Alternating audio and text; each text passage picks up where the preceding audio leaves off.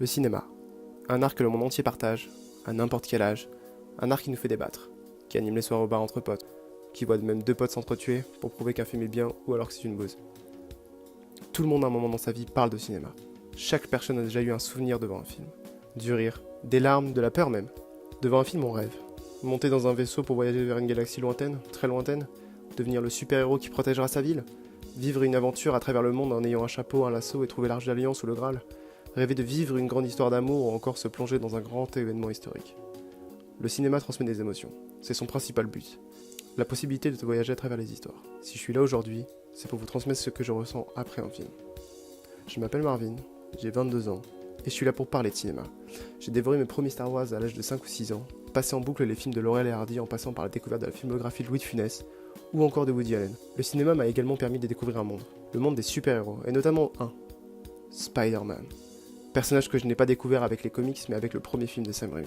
Et oui, parce que Spidey a fait un bout de chemin depuis 16 ans, en commençant par la fameuse première trilogie où pour moi les 3 films sont bons. Et oui, même le 3, j'ai kiffé putain. Le 3 c'était trop bien, parce que l'homme sable, parce que le costume noir. Bon, ça, un peu moins. Ensuite, le film The Amazing Spider-Man avec Andrew Garfield, qui c'était aussi bon, puisqu'un Spidey avec un peu plus d'humour, enfin voir le lézard au cinéma et ce petit caméo épique de Stanley. Le deuxième film c'était bien dans la forme, même si c'est garé avec trop d'éléments balancés dans le film, n'importe comment, et avec beaucoup trop de méchants à mon goût, notamment le Rhino à la fin qui ne sert absolument à rien, et une prestation de Jamie Foxx un ton en dessous de ce qu'il propose habituellement. Pour revenir à la dernière sortie de Spidey au cinéma, le Spider-Man du MCU, apparu dans Civil War qui était donc pour moi le seul truc cool dans ce film, mauvais et chiant à mourir, pour laisser la place par la suite à Spider-Man Homecoming. Le film sans doute le moins aimé de toutes les sorties de cinéma du héros, et qui certes est loin d'être parfait, la présence évidente des Avengers et de Iron Man plus particulièrement était son principal défaut. Bon, la tante May qui est plus les films avancent, plus elle rajeunit, je pense que pour la prochaine adaptation, Peter sera plus vieux que sa tante, mais ce film avait eu un méchant hyper intéressant et un twist plutôt bien joué que j'avais pas vu venir. Bref, 16 ans de Spider-Man pour enfin avoir un film avec de l'originalité, et au final ce film, c'est cool ou pas ?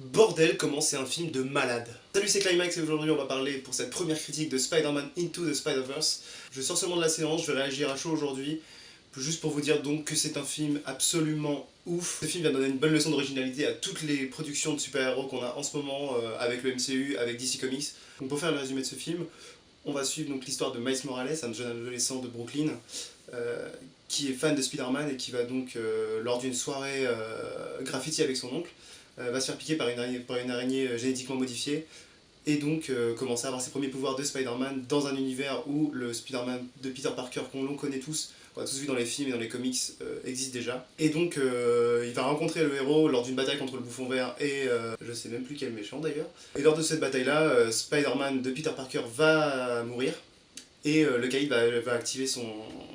Comment il appelle ça ? Activer son arme pour ramener sa femme Vanessa et son fils. Et en fait finalement l'action tourne mal, Spider-Man décède et Peter Parker donne une clé qui va lui permettre d'annuler tous les changements qui vont se passer dans cette dimension-là. Sauf que lors de l'activation de l'arme, les dimensions vont s'ouvrir et plusieurs Spider-Man des différentes dimensions vont apparaître et dont Miles Morales va faire la connaissance tout le long. Il va notamment rencontrer donc un autre Peter Parker, Peter Parker qui est résigné, pris du poids, qui est brun, qui est tout le contraire du Peter Parker que l'on connaît tous. Et donc c'est lui qui va apprendre à Miles Morales à maîtriser ses pouvoirs. Et donc le but de Miles Morales pendant tout le film, ça va être achever la mission que Peter Parker, de sa propre dimension, lui avait confiée, en lui disant que c'était à lui de jouer maintenant en tant que Spider-Man et qu'il devait annuler les effets de l'arme du caïd, qui va essayer de la réutiliser puisque la première fois ça n'a pas fonctionné comme il le souhaitait, et donc il va avoir l'aide de tous les Spider-Man des univers différents. Et en fait, je vais avoir un problème avec ce film, c'est que je sais pas quoi lui reprocher. C'est chiant pour une première critique, j'aurais bien aimé avoir un petit peu de trucs à dire, mais là, j'avoue que le film m'a absolument scotché au siège. Et ouais, parce que bon, visuellement c'est juste magnifique, je pense que j'ai pas vu un film d'animation d'une qualité comme ça depuis bien longtemps. Je sais même pas ce qui m'a mis une claque pareille dans les dernières années.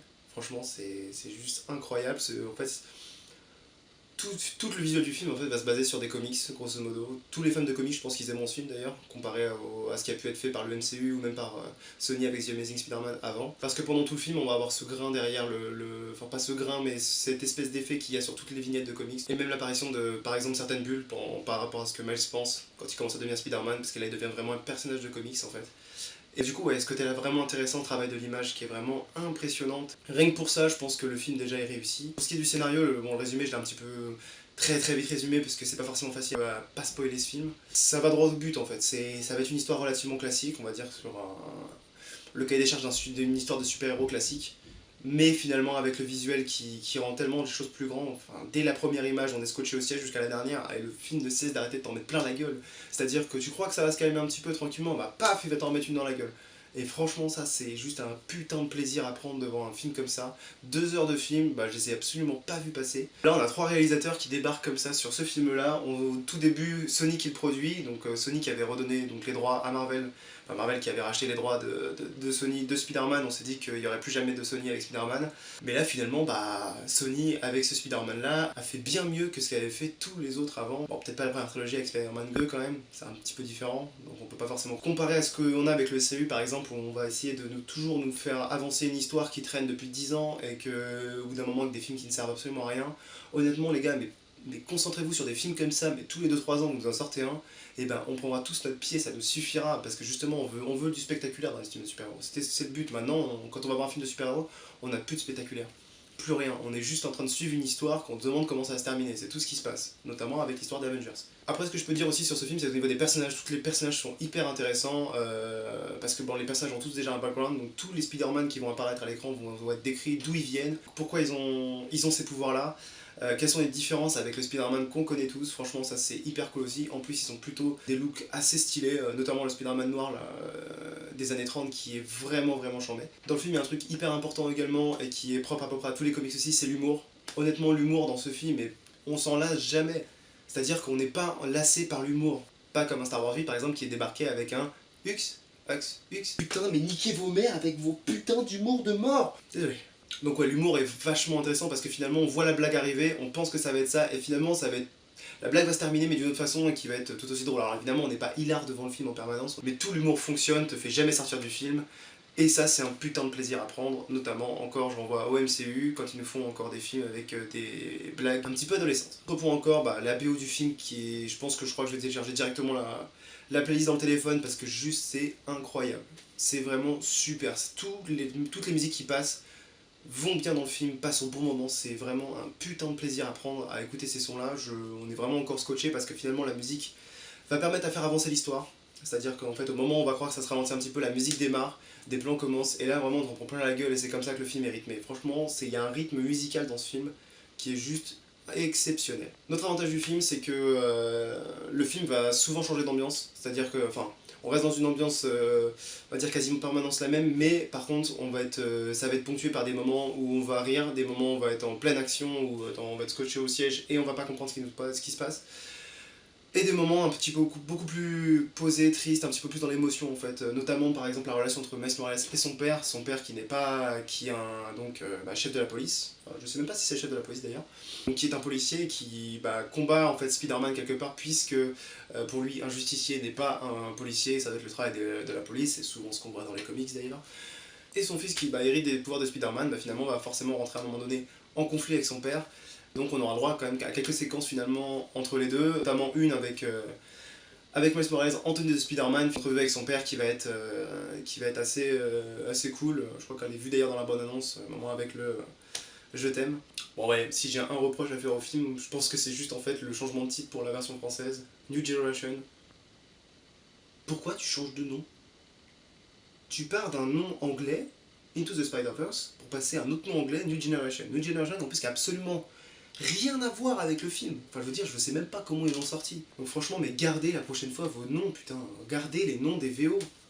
Si c'est pour faire ça, quoi. Ça a aucun sens. Bref, ce film est un super moment à passer, je pense que vous pouvez même y aller avec toute votre famille, parce que bon, c'est pas un film simplement de gamins, c'est surtout ça qu'il faut se dire aussi, un film d'animation, des fois on se dit ah non mais c'est que pour les gamins, pas du tout, franchement ça peut s'apprécier à n'importe quel âge je pense. Et donc ouais, donc, franchement foncez au cinéma, c'est hyper important que vous ayez voir ce film pour vous changer un petit peu de ce qu'on nous propose au niveau super-héros ces dernières années. Sur ce, je vous laisse cliquer sur le pouce bleu, Putain, je pensais jamais dire ça un jour. Et follow cette chaîne pour suivre mes prochaines aventures sur les critiques ciné. Voilà, ciao.